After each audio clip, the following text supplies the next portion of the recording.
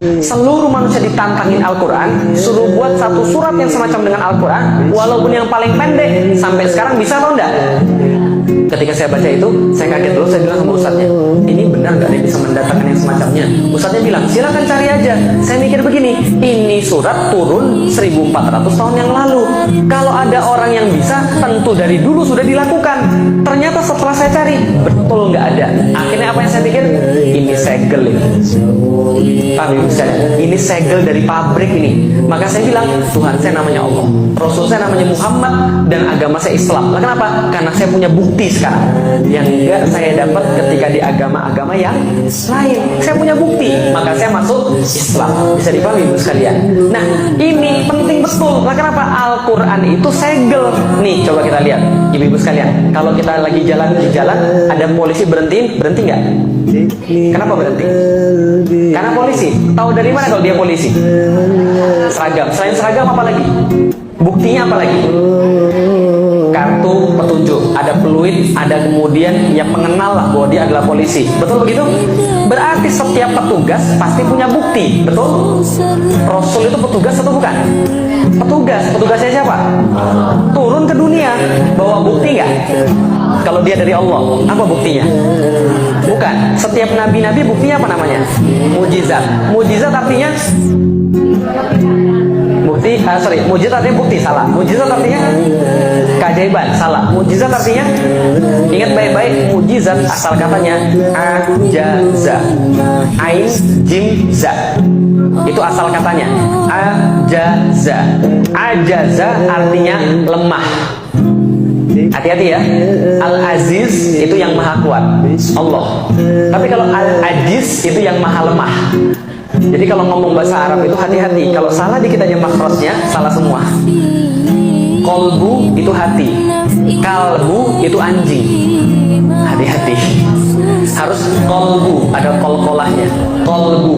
Kalau kalbu, anjing.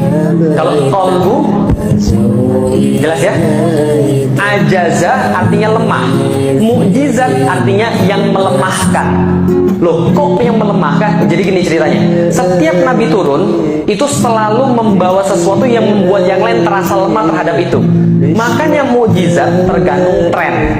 Tergantung apa? Tren. Contoh, Nabi Musa. Trennya apa waktu itu? Sihir yang lagi keren. Orang yang bisa sihir dianggap hebat, dianggap kuat, dianggap luar biasa. Nabi Musa turun bawa yang lebih hebat daripada sihir. Apa itu? Apa bukti yang diberikan Allah? Tongkat. Bisa berubah jadi bisa membelah laut. Setelah Nabi Musa wafat, apakah mujizatnya masih ada? Masih ada tongkat yang model begitu? Kalau masih ada, saya mau beli 2. Nggak ada lagi tongkat model begitu. Semua mujizat diangkat ketika nabinya wafat. Ganti masa Nabi Daud. Nabi Daud yang lagi ngetren apa? Nabi Daud yang lagi ngetren apa di masa itu? Perang. Orang yang paling hebat adalah orang yang paling gede badannya. Maka ada cerita Jalut. Jalut itu orang Filistin, yang orang Filistin badannya di atas rata-rata. Nah ini Jalut orang yang paling bongsor di antara Filistin, berarti lebih gede lagi. Maka orang gede kuat. Maka diturunkan Nabi Daud dengan mujizat bisa melembutkan besi. Dia pakai baju zirah, dia pakai baju besi, menang jadi raja. Gitu kan ya? Nabi Sulaiman anaknya Nabi Daud lagi ngetren apa? Buat gedung-gedung megah, kendaraan-kendaraan super cepat, dan sihir-sihir yang mematikan. Maka Allah kasih dia orang naik kendaraan-kendaraan biasa unta, dia kendaraannya apa? Angin. Orang buat megah, bangunan-bangunan megah, dia buat bangunan rumahnya itu pintunya aja 9 pilar, pintunya doang, tehelnya kaca semua. Gitu kan ya? Itu Nabi Sulaiman. Ganti masa lagi, Nabi Isa. Nabi Isa yang lagi ngetren apa? Trennya ganti. Apa yang lagi ngetren? Medis, kesehatan.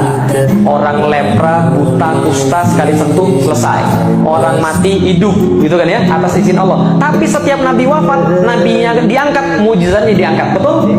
Nabi Muhammad yang lagi ngetren apa? Di kalangan orang-orang Arab dan di kalangan dunia pada saat itu. Syair, sastra, bahasa, informasi. Ya, maka turun Al-Quran yang informasinya ngeri.